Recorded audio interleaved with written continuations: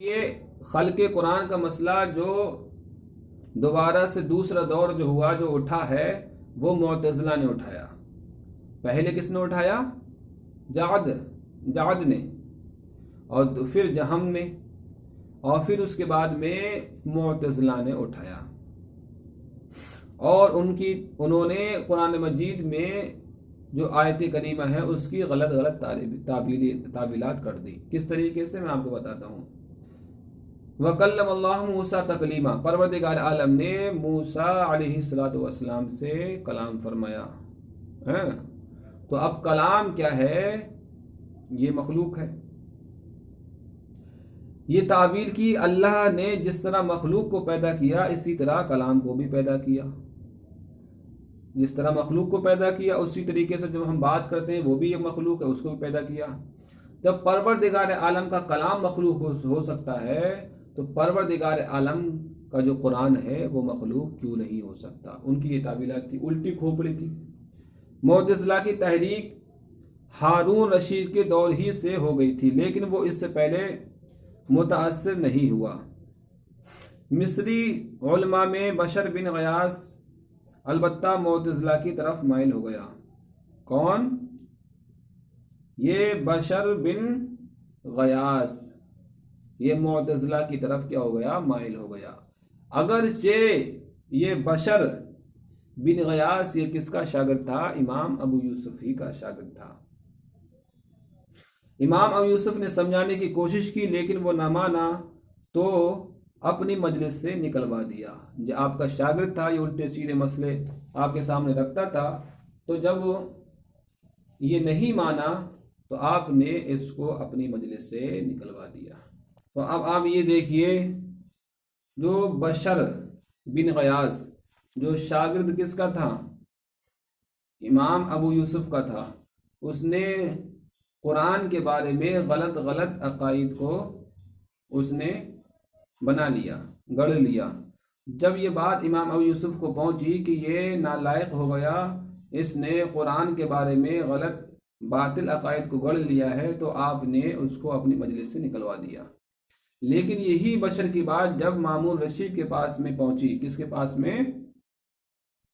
جو ہارون رشید کے پاس میں کو جب پہنچی تو اس کے قتل کا ارادہ کیا، کیونکہ ہارون رشید جو تھا، مامون رشید کا باپ ہارون رشید تو بہت بڑا دیندار آدمی تھا۔ تو جب اس کے پاس میں بات پہنچی تو اب اس کے قتل کا ارادہ کیا، مگر اس کے دور میں وہ روپوش ہو گیا۔ اس نے کیا ہو گیا؟ روپوش کا مطلب سمجھتے ہو؟ اس نے اپنا بھید بدل لیا۔ احمد بن ابی داؤد معتزلی، یہ بہت بڑا نالائق تھا۔ کون؟ احمد بن ابی داؤد معتزلی۔ معتزلی پر ان تمام مظالم کی اور اس فتنے کی بہت بڑی ذمہ داری عائد ہوتی ہے۔ کس پر؟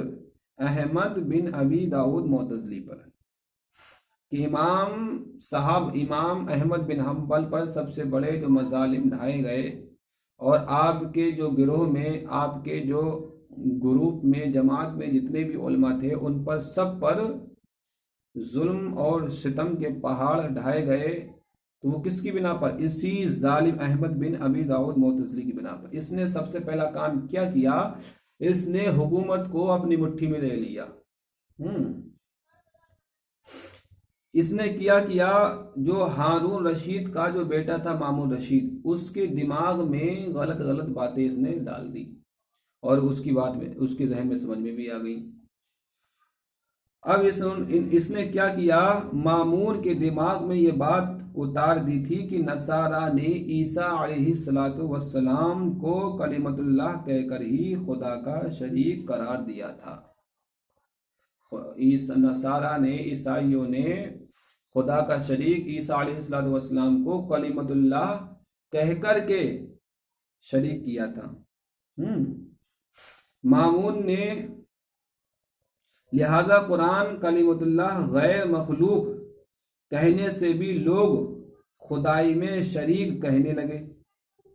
مامون نے تمام علماء و محدثین پر داروغیر کا سلسلہ اپنے نائب اسحاق بن ابراہیم کے ذریعے قائم کیا تھا۔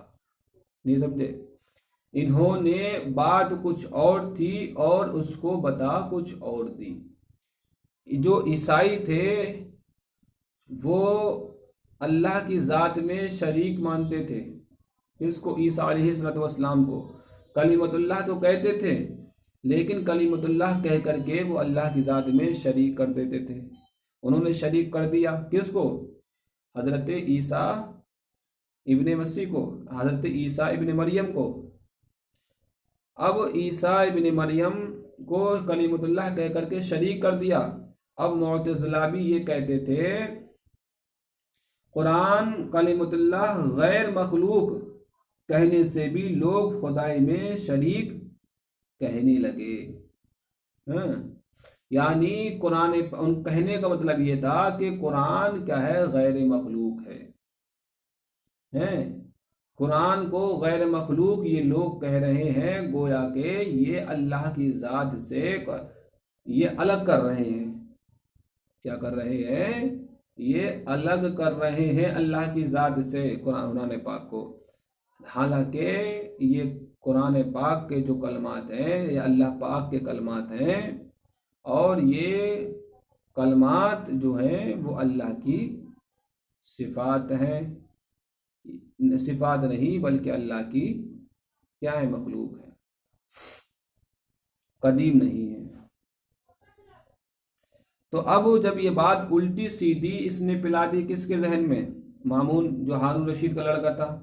اب اس نے کیا کیا؟ اس وقت جو والی بغداد تھا وہ ابراہیم نخعی تھا۔ کون تھا؟